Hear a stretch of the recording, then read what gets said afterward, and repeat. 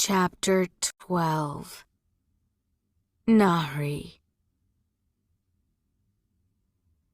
Because a lost little girl from Cairo thought she was living in some sort of fairy tale, and because for all her supposed cleverness, she couldn't see that the dashing hero who saved her was its monster.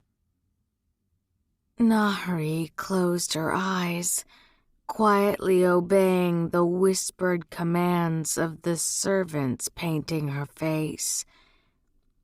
Muntadir's cruel taunt played ceaselessly in her mind.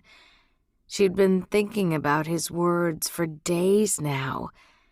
The accusation all the more haunting because for the life of her, Nahri could not help but fear it contained a kernel of truth.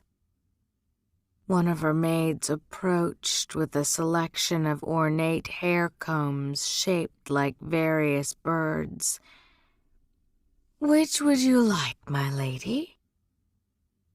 Nahri stared at the jeweled combs, too glum to even silently assess their value.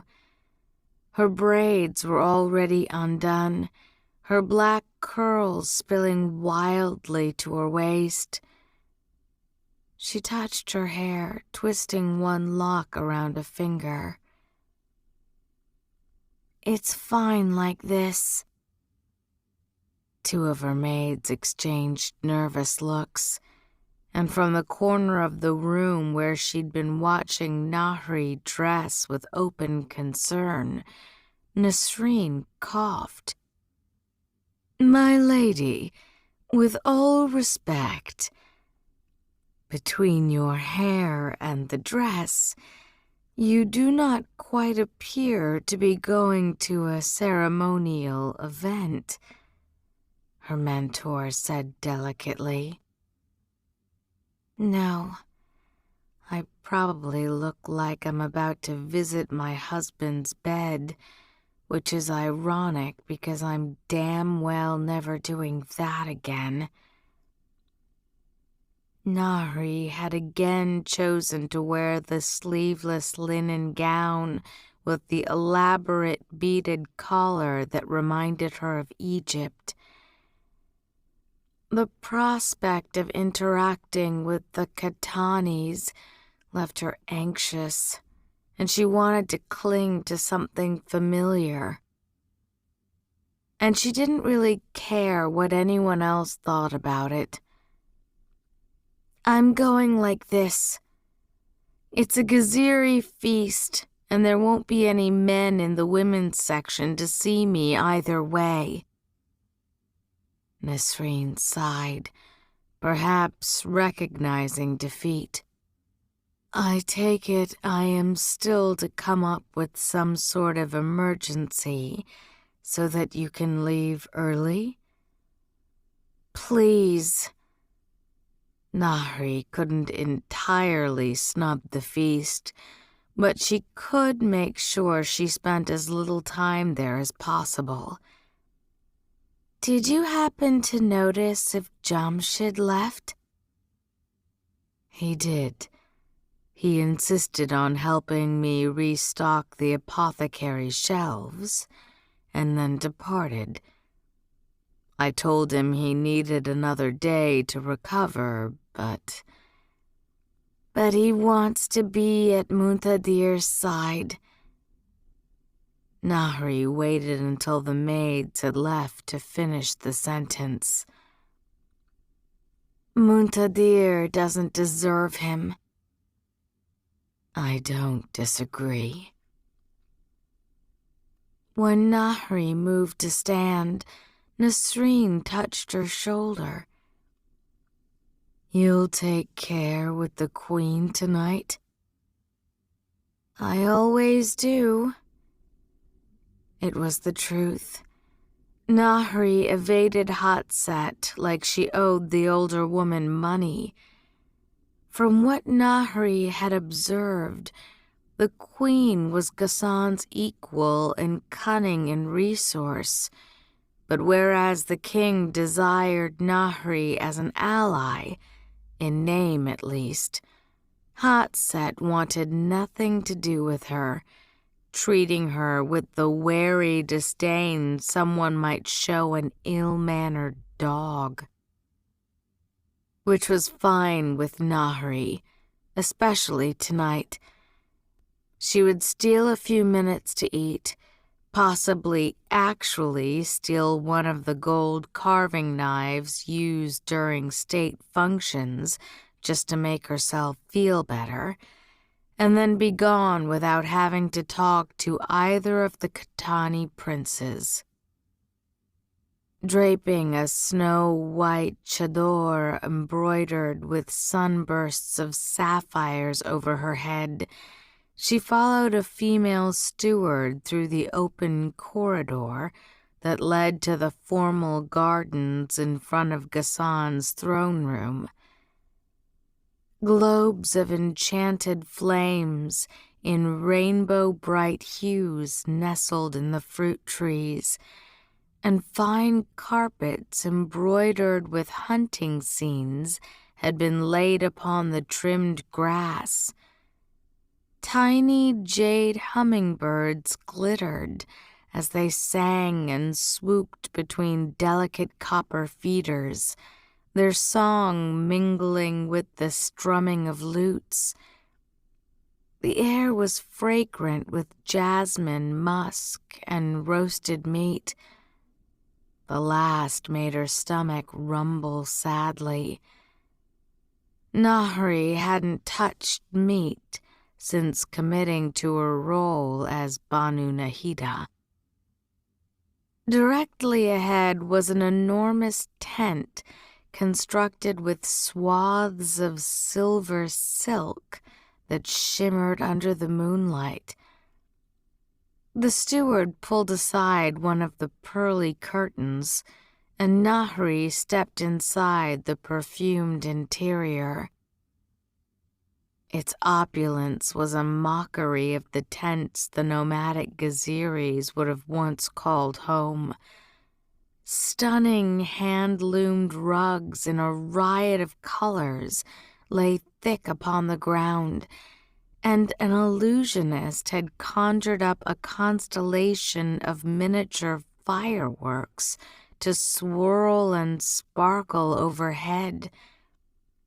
Fire burned in wide, open, golden lamps. The jinn had a strong aversion to the small, closed ones, often used as slave vessels by the Ifrit. The tent was warm and packed. Nahri slipped out of her chador, handing it off to a waiting attendant and blinking as her eyes adjusted to the crowded, firelit interior. Past the bustle of servants and guests lingering near the entrance, she caught a glimpse of Queen Hatset and Princess Zainab holding court on a raised marble dais scattered with ebony and gold cushions. Cursing the etiquette that required her to greet them first, Nahri made her way across the floor. She was determined to ignore the raised eyebrows she knew her dress would attract, so she refused to look at the other women. Which meant she realized too late that many had pulled their various shaylas and veils over their heads. The reason why sat between his mother and sister. It took Nahri a moment to recognize the finely dressed young man in the robes of an Ayanle noble as the traitorous former friend she'd contemplated murdering in her garden a few days ago. Gone were the filthy traveling robe and ragged gutra. over a rich black dishdasha trimmed with pale moonstone beads. Ali wore a grass-green robe patterned in silver ikat, a cheerfully colored garment deeply uncharacteristic of the taciturn prince. A beautiful silver turban crowned his head, wrapped in the Gaziri style that revealed the copper relic bolted to his ear. Ali looked equally taken aback by the sight of Nahri, his shocked gaze traveling from her uncovered head down her bare arms. She heard him take a sharp breath, and she bristled. Given Ali's conservative views, he probably thought the dress even more inappropriate than Nasreen had. "Banu Nahida," Hatset greeted her, beckoning Nahri closer with a hand that sparkled with golden rings. "There you are. Come join us." Nahri approached, bowing her head as she brought her hands together. "Peace be upon you all," she said, in her best attempt at ingratiating politeness. "And upon you peace, dear daughter."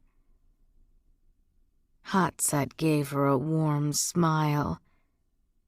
The royal women looked stunning, as usual.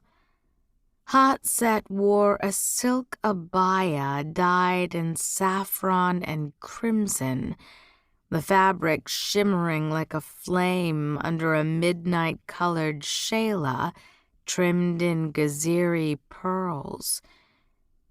Zainab, who could drive men to their knees dressed in an ill-fitting sack, was clad in a gown that looked like a waterfall had come to life and decided to worship her, a cascade of teal, emerald, and cobalt blue, held together by a collar of real lotus flowers. "I was beginning to fear something might have happened to you when you didn't arrive with your husband." The words were said with far too much intent, but Nahri wasn't surprised. There seemed to be very little Hatset didn't know about the domestic happenings of the palace. Nahri had no doubt a few of her maids were in the queen's employ, and that news of her argument with Muntadir had already been relayed. But Nahri was not discussing her marital woes with this woman. She feigned a smile. "Forgive my tardiness. I had a patient." Hatset's golden eyes twinkled. "No apology necessary." She gestured to Nahri's dress. "That is quite lovely. A little different, to be sure, but very beautiful." Her voice took on a teasing tone.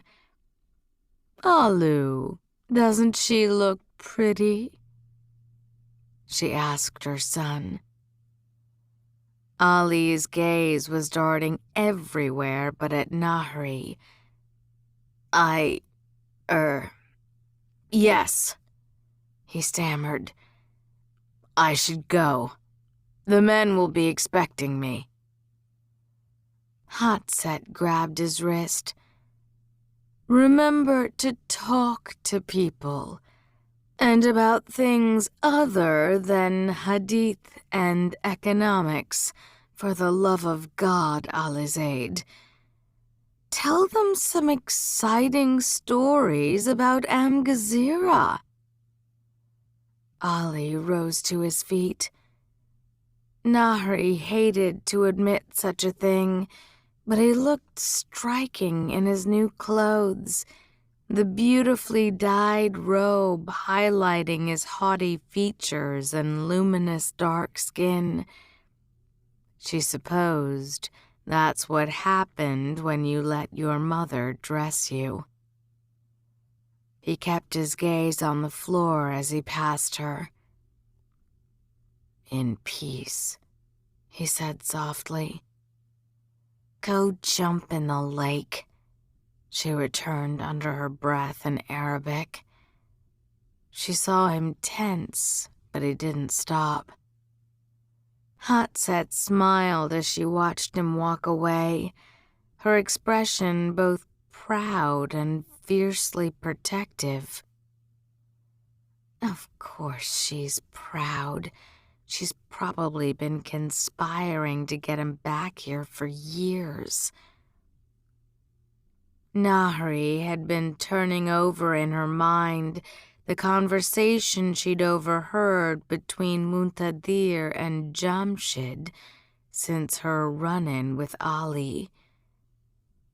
She wondered if there was any truth to her husband's concerns about the deadly intentions of the mother she now knew was Hatset. The Queen's gaze shifted back to Nahri. "Dear one, why are you still standing? Sit," she commanded, gesturing to the cushion next to Zainab. "My daughter has already accidentally knocked aside the tent panel in front of us to improve our view, and you always hide yourself away at these things." She nodded at the platters surrounding them. "I've had the kitchens bring out some vegetarian dishes for you." Nahri went from baffled to suspicious in one fell swoop. Hatset was clearly up to something, so much so that the Queen was barely attempting to hide it with her question about Muntadir and her exuberant friendliness, and the rather obvious comment to Ali about her dress. Nahri's cheeks suddenly burned. Oh no. She was not letting herself get dragged between the estranged brothers that way. She had enough problems of her own. But neither could she be rude. Hatset was the Queen, wealthy, powerful, and with as much of an iron fist when it came to the harem as her husband held over the city. Daevabad's royal harem was enormously influential. Here, marriages between their world's most powerful families were debated, and here posts and contracts were given out that changed lives. All under the watchful eye of the Jinn Queen. So when Hatset again gestured to the cushion next to Zainab, Nahri sat. "I take it you knock aside tent panels with the same frequency that your empty litter dallies in the Gaziri Bazaar?" she whispered to her sister-in-law. Zainab rolled her eyes, and Nahri continued, gesturing at the platters of fruit and pastries spread before her. "This reminds me of the first time we met. I mean, before you purposely got me so intoxicated I passed out." Zainab shrugged. "I was trying to be a good host," she said airily. "How was I to know the potency of such forbidden substances?" Nahri shook her head, stealing a glance through the billowing tent partitions at the men's section. The jeweled stakes pinning the silk had indeed been knocked aside in front of them, giving Nahri a fairly good view. Ahead, the Katani men sat with their closest retainers on a beautiful white jade platform that floated upon the lush grass. The platform was stunning, its edges carved with an assortment of leaping oryxes, sly-eyed sphinxes, and soaring simurgs. Precious stones and gems highlighted the length of a horn, the sweep of a tail, and the delicate array of feathers on a wing. The men reclined upon silk cushions, wine cups and spun glass water pipes scattered about them. At the center, of course, was Ghassan al-Katani. Nahri's skin prickled as she looked at the Jinn King. It always did. There was far too much history between them. The man who held her life in his hands, who controlled her as thoroughly as if he'd locked her away, her chains, the lives of the Daevas and friends he would destroy if she so much as thought about stepping out of line. He looked calm and as inscrutable as ever, dressed in royal robes and his striking silk turban. A turban Nahri couldn't look at without recalling the cold way he'd revealed the truth about Dada and Kwai-Zi to her on that rain-soaked pavilion 5 years ago. Early in her marriage, Nahri had quietly asked Muntadir to take his off before they were alone, a request he had granted without comment, and one he'd religiously followed. Her gaze went to him now. She hadn't spoken to her husband since their fight in the infirmary, and seeing him there, dressed in the same official robes and turban as his father, deepened her unease. Jamshid was at his side, of course, their knees brushing, but there were others as well, most of whom Nahri recognized. Wealthy, well-connected men, all of them. But they were also Muntadir's friends, true ones. One appeared to be telling Muntadir a story, while another passed him a water pipe. It looked as though they were trying to keep his spirits up, or perhaps distract him from the other side of the platform, where Ali had taken a seat. Though he lacked his older brother's dazzling array of jewelry, the starkness of his attire seemed to elevate him. At Ali's left were several officers from the royal guard, along with a thickly bearded man with an infectious grin and a severe-eyed woman in male dress. On his right, the Qa'ed appeared to be telling a story at which Ghassan gave a hearty laugh. Ali remained silent, his gaze flitting between his companions and a large glass pitcher of water on the rug before him. And though it was a beautiful night, in an enchanted garden filled with guests who looked like they might have stepped from the pages of a book of legends, Nahri had a sense of foreboding. The things Muntadir had whispered to Jamshid, whatever Hotset was up to, Nahri could see it playing out in the scene before her.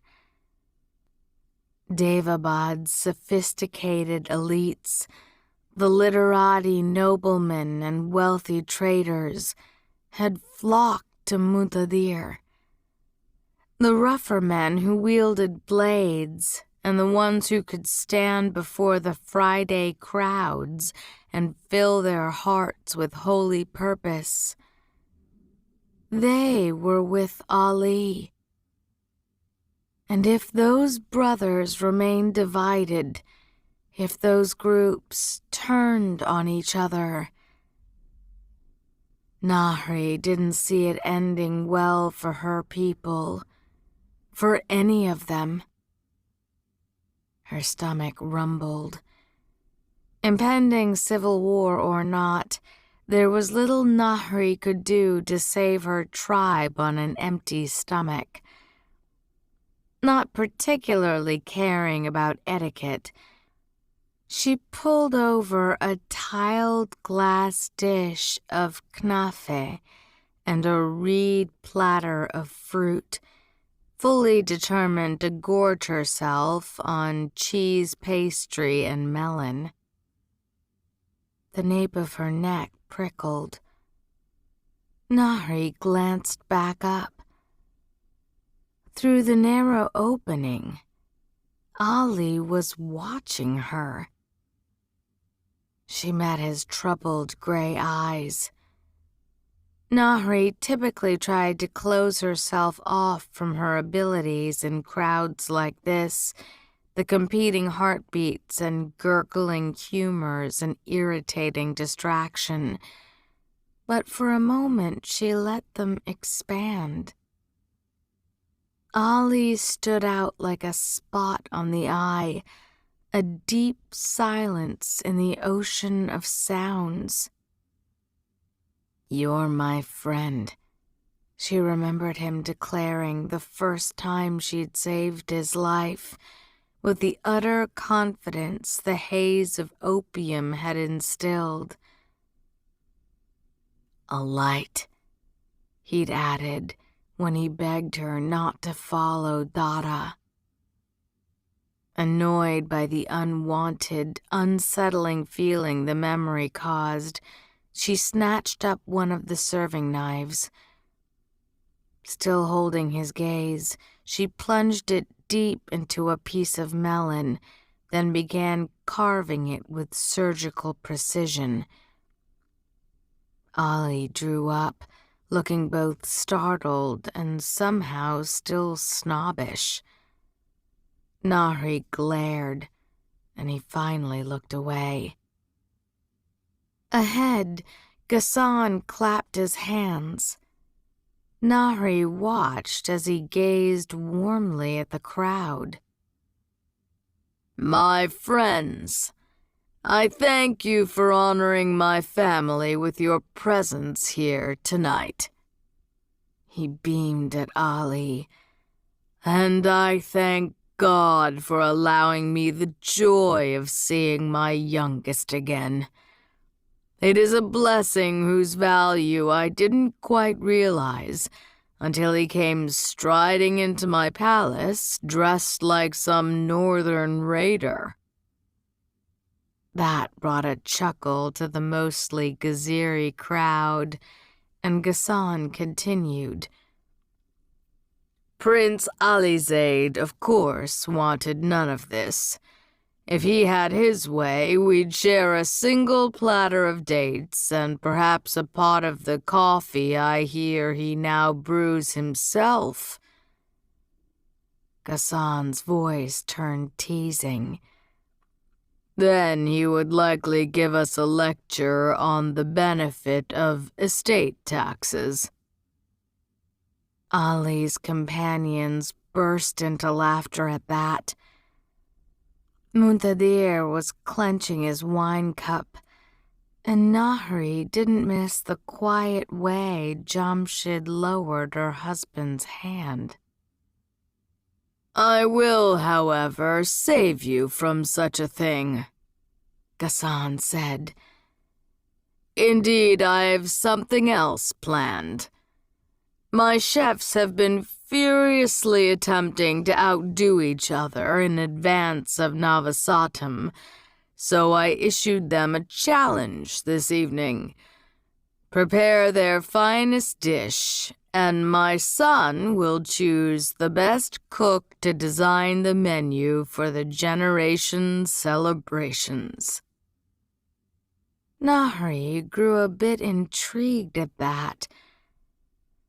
5 years in Daevabad had yet to completely inure her to its marvels, and she was sure whatever the royal chefs conjured would be magnificent indeed. She watched as more servants wound their way through the royal platform, some pouring rose water over the hands of the men, while others refilled cups. Turning away a wine-bearer, Ali beckoned politely to a young man holding a glass pitcher icy with condensation. Before the servant could reach the prince, Jamshid stopped him, holding out his arm in a slightly rude, or perhaps inebriated manner.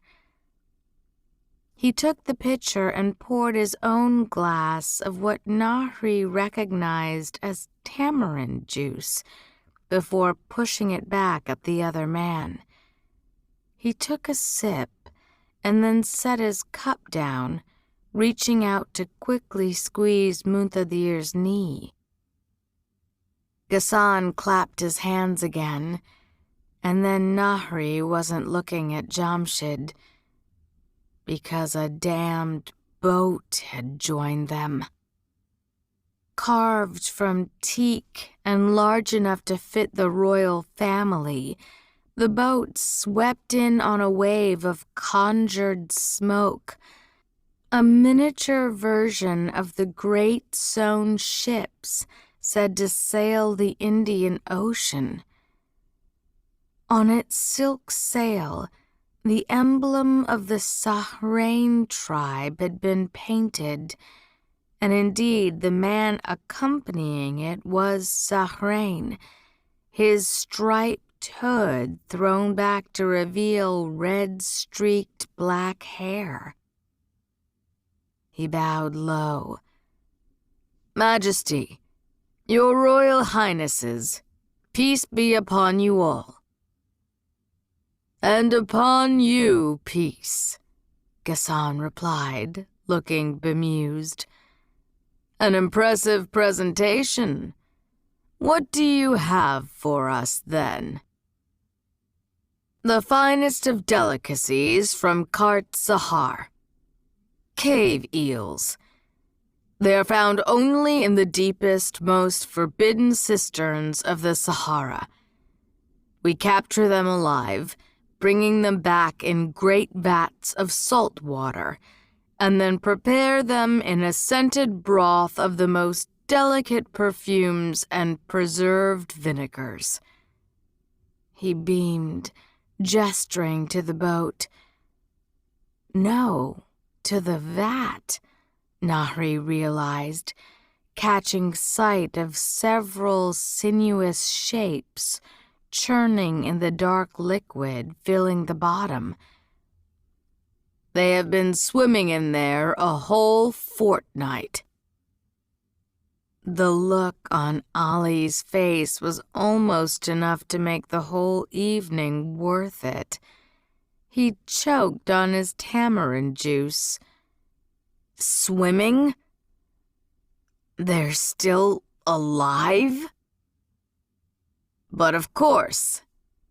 The Sahrain chef gave him a puzzled look. "The thrashing makes the meat sweeter." Muntadir finally smiled. "Sahrain eels. Now that is an honor, brother." He took a sip of his wine. "I believe the first bite belongs to you." The chef beamed again, looking ready to burst with pride. "Shall I, my prince?" Ali looked ill, but motioned for him to continue. The chef plunged a glittering brass trident into the vat, provoking a metallic shriek that drew startled yelps from the audience. The eel was still squirming as he quickly spun it into a nest and then placed it gingerly on a brightly patterned tile. He presented it to Ali with a flourish. Muntadir was watching with open delight on his face, and Nahri had to admit that in this she and her husband were united. Ali took the tile and choked down a bite of eel, swallowing hard before he spoke. It's very good," he said weakly. "It certainly tastes like it did a lot of thrashing." There were tears in the chef's eyes. "I will carry your compliments to my grave," he wept. The next two competitors did not offer quite the same level of presentation, though the diners looked considerably more pleased by the skewers of minced rook kebab. Nahri could only imagine how someone had caught one of those. Grilled with golden Tukharistani apples, studded with whole spices and served while still aflame. They were removing the largest platter of hubsa Nahri had ever seen, a shrewd move made by the Gaziri chef, who probably suspected a prince living in the countryside might long for comfort food after some of the competition's more creative dishes. When Ghassan frowned. "Strange," he said. "I did not see the competitor from Agni—" A simurgh soared into the garden with a shriek. The glittering firebird, twice the size of a camel, swept over the crowd, its smoking wings setting an apricot tree aflame. By the time it fluttered to the ground, half the men had reached for their weapons. "Ha! It worked!" A grinning Agnivanshi man with a singed mustache joined them. "Peace be upon you, my king and princes. How do you like my creation?" Nahri watched hands slowly move away from dagger hilts, and then she clapped in delight when she realized what the man meant. The simurgh wasn't a simurgh, not really. It was a composite, constructed from what appeared to be a dizzying array of sweets in every color of creation. The chef looked inordinately proud of himself. "A little different, I know. But what is the purpose of Navasatam if not to celebrate the sweetness of relief from Suleiman's servitude?" Even the king looked dazzled. "I'll grant you points for creativity," Ghassan offered. He glanced at Ali. "What say you?" Ali had risen to his feet to better examine the simurgh. "A stunning enchantment," he confessed. "I've never seen anything like this." "You've never tasted anything like this either," the chef said smoothly. He tapped the Simurgh's glass eye, and it fell neatly into his hands, a waiting platter. He made a swift selection and then bowed as it was passed toward the prince. Ali smiled, biting into crumbly pastry covered in silver foil.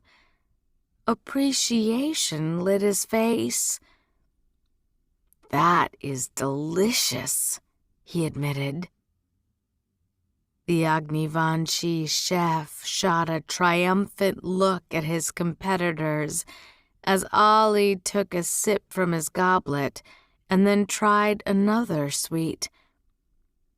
But this time he frowned, reaching for his throat. He hooked his fingers around the collar of his dish dasha, tugging at the stiff fabric. "You'll excuse me," he said. "I think I just—" He reached for his cup and then stumbled, knocking it over. Ghassan straightened up, a look Nahri had never seen in his eyes. "Alizaid?" Coughing, Ali didn't answer. His other hand went to his throat, and as the confusion in his expression turned to panic, his eyes met Nahri's again through the tent panel. There was no anger there, no accusation, just pained regret that sent a wave of cold dread through her before Ali even fell to his knees. He gasped, and with the sound, Nahri was back on the boat, back in that horrible night 5 years ago. Dara had gasped like that, a hushed sound of true fear, an emotion she hadn't thought her Afshin could feel, as he fell to his knees.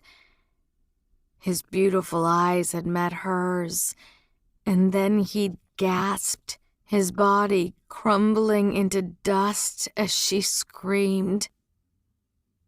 From the corner of her eye, she saw Hotset fly to her feet. "Alizaid!"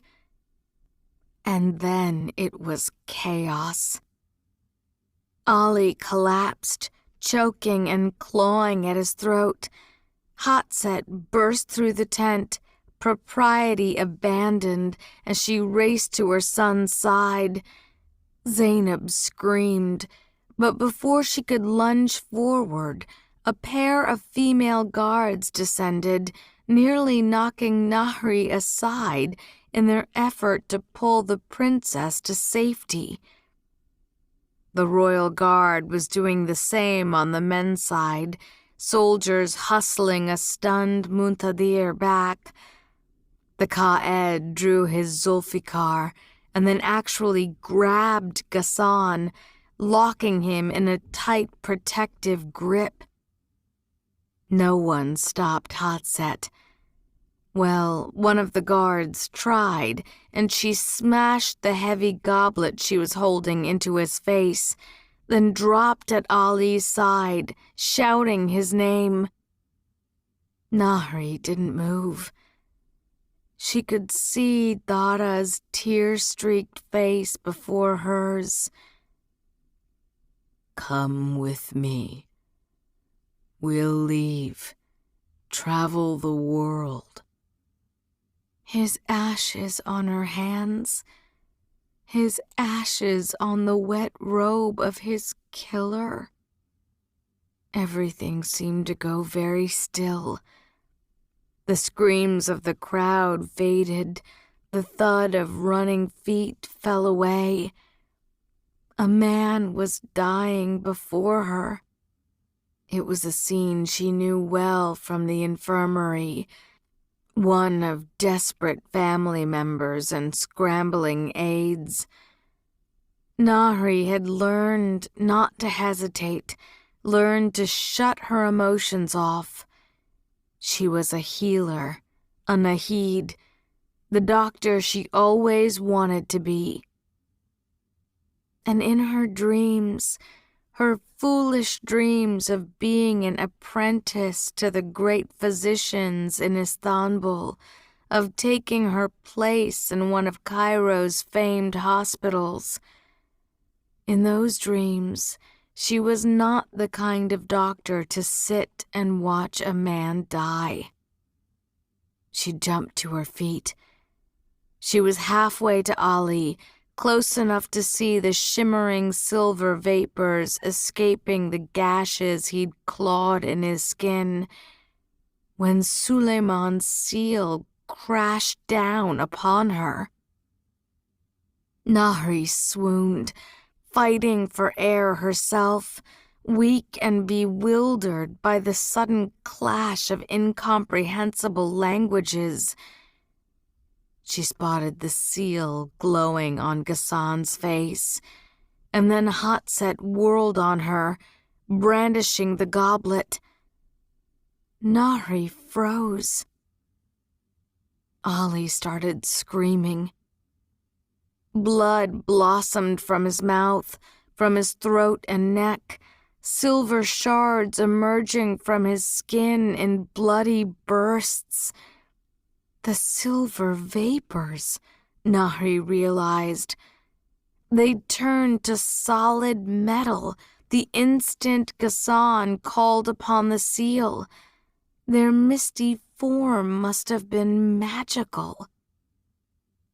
Ghassan had just killed his son, trying to save him. Nahri ran. "Lift the seal!" she shouted. "You're killing him!" Ali was seizing as he clutched his shredded throat. She dropped beside Hatset, snatching up one of the silver shards and holding it before the terrified queen. "Look for yourself! Did you not just see this change?" Hatset glanced wildly between the shard and her dying son. She turned on Ghassan. "Lift it!" The seal was gone in an instant. Nahri's powers surging back through her. "Help me turn him over!" she shouted as Ali's companions rushed to join them. She thrust a finger down his throat until he gagged and then pounded his back, black blood mingling with the silver gushing from his mouth. "Get me aboard! I need to get him to the infirmary immediate—" A blade whipped past her face. Nahri jerked back, but it hadn't been meant for her. There was a heavy thump and then a muffled scream as the servant who'd served Ali's juice fell dead at the garden's entrance. The khanjar belonging to Ali's female companion buried in his back. She didn't have long to dwell on it. Ali's eyes snapped open as they laid him on a stretched portion of cloth. They were as black as oil, as black as they'd been when the Marid took him. Hatset clamped a hand over them, a little too fast. "The infirmary," she agreed in a shaky voice.